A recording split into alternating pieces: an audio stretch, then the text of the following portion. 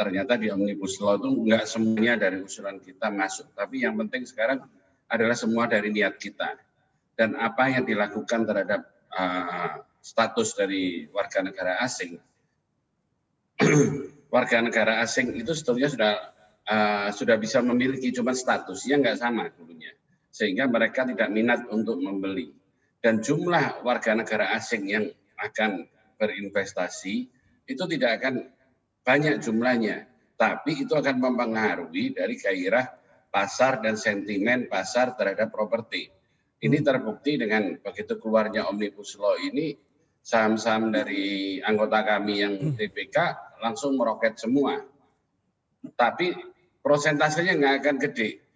Kenapa? Karena kita juga dalam peraturan pelaksananya semua nanti pasti kita batasi. Karena kita sendiri nggak mungkin memasukkan atau orang asing bisa membeli dengan harga-harga yang kelas murah. Apalagi untuk membeli kelas rusunami, itu nggak mungkin. Karena kita inginnya mereka itu yang berkualitas dan berinvestasi di Indonesia, itu kurang lebihnya.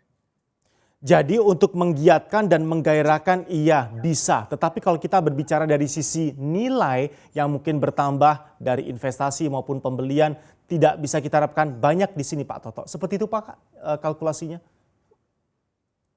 Ya, jadi sama seperti permainan saham di ini ya, investasi saham di bursa efek. Itu sebetulnya asing itu kan tidak terlalu banyak juga yang masuk, tapi apa yang dilakukan oleh pihak asing itu sangat mempengaruhi sentimen market. Nah, dengan adanya status yang sama, meskipun yang asing ini terbatas, status sama ini akan menggairahkan sekali dari market yang ada. Kan sekarang properti kena COVID atau selama ini kita banyak stagnannya sejak 2013. Harga kita tidak terlalu berubah sejak 2013. Pak Toto, ini menarik tadi Anda sampaikan berbicara mengenai sudah sah dan lahirnya UU Ciptaker, apalagi pasal-pasal dan klausul yang berkaitan dengan sektor properti.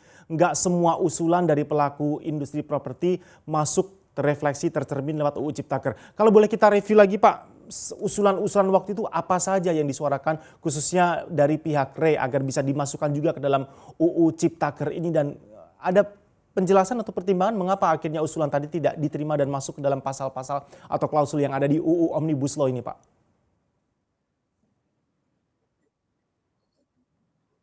Semua ini wewenang ada di yang merealisasikan atau yang mengesahkan yaitu DPR. Usulan dari pemerintah bersama kita diskusi, dan DPR juga menerima kita dalam diskusi dalam FGD.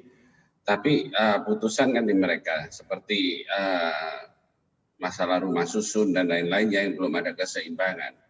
Tapi yang sebagian sudah diterima, dan ini jangan dipelesetkan di masyarakat, seperti tadi yang disampaikan masalah bank tanah, masalah hunian orang asing. Pertama, hunian orang asing saya sampaikan dulu. Propertinya nggak lari kemana-mana, ada di Indonesia. Ya. Kedua, dia tetap ada batasan nanti dalam peraturan pelaksananya, tidak seumur hidup meskipun itu adalah hak milik Sarusun.